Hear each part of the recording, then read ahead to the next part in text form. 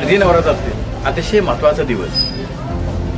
आज या आदिशक्तीचा जागर आज संपन्न होतोय।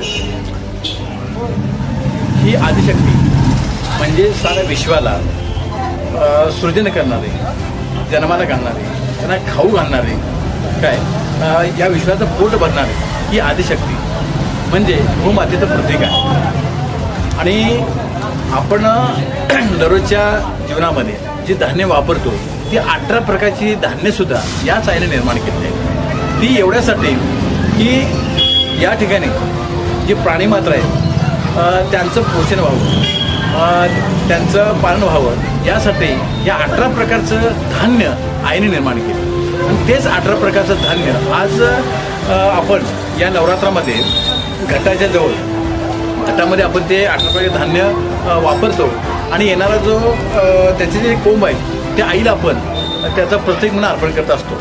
तर आज ज्योतिबा डोंगरे या ठिकाणी आज सर्व पूजनांच्या घरामध्ये आज तांदळाचे दिवे केले जातात।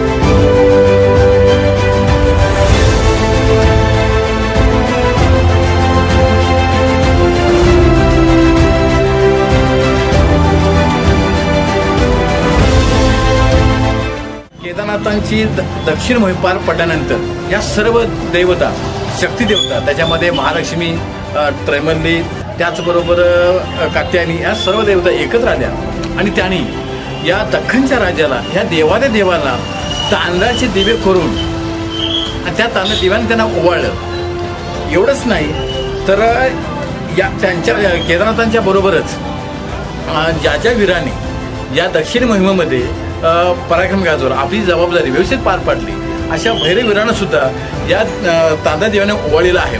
आणि हीच परंपरा या गावातील स्त्रिया पुढे चालू ठेवलेली आहे। आणि आज रात्रभर या ठिकाणी गावातील सर्व स्त्रिया या तांदळाचे दिवे करण्यामध्ये मग्न असतात आणि उद्या सकाळी पहाटे हे तांदळा दिवे घेऊन त्या केदारनाथाबरोबर सगळे या गावामध्ये असणाऱ्या सर्व देवतांना ते ओवाळून हा नवरात्र सोहळा अगदी अनोख्या पद्धतीनं आणि वेगळ्या पद्धतीनं सादर करतील। हे या नवरात्राचं वैशिष्ट्य आहे।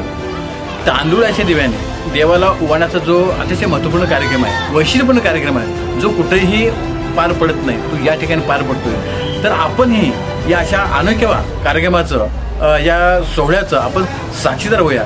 चला तर आपण हा कार्यक्रम पाहण्याचं जाऊ। चला।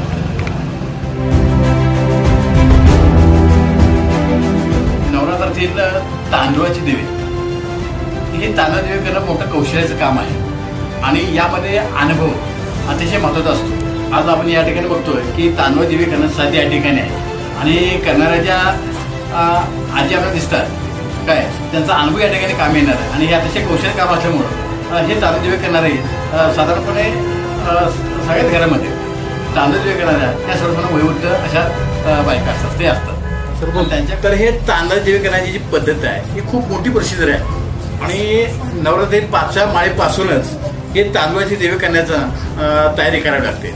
आज आपण या ठिकाणी विचार आहे की तांदूळ दिवे कसं करायचे असतं। गरम पाणी करायचं, पीठ उकडायचं आणि त्याचं दिवं बनवायचं आणि त्यावरती हळदीची पानं ठेवायची